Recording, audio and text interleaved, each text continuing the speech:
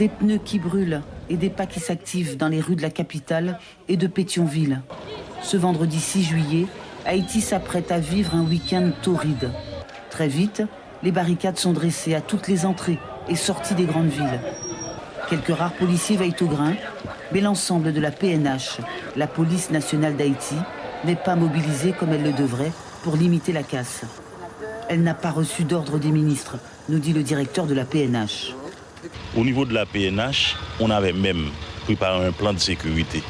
On attendait tout simplement qu'on nous mettait au courant de cet arrêté. Je comprends aussi tout aussi bien ceux-là qui disent que la PNH était plutôt passive. Je les comprends parce qu'ils sont sortis victimes. Ils n'étaient pas non plus sur le terrain, mais nous autres, nous avions été sur le terrain. On a vu et on a fait ce qu'on a pu.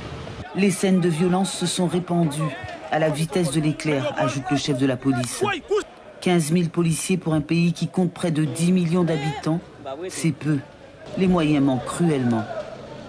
Je lui ai même fait des suggestions. Pourquoi ne pas vous entretenir avec vos ministres, les directeurs généraux, les directeurs départementaux, pour qu'eux-mêmes à leur niveau puissent mettre à notre disposition les véhicules services de l'État. On a besoin des extincteurs, comme la question des sapeurs-pompiers est une grosse préoccupation pour nous autres.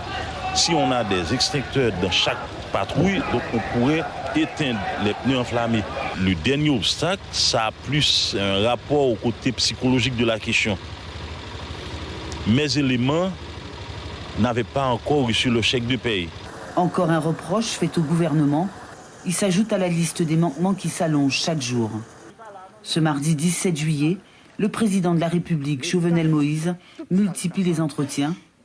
Il doit choisir un nouveau Premier ministre. Les secrétaires au palais, dirigeants au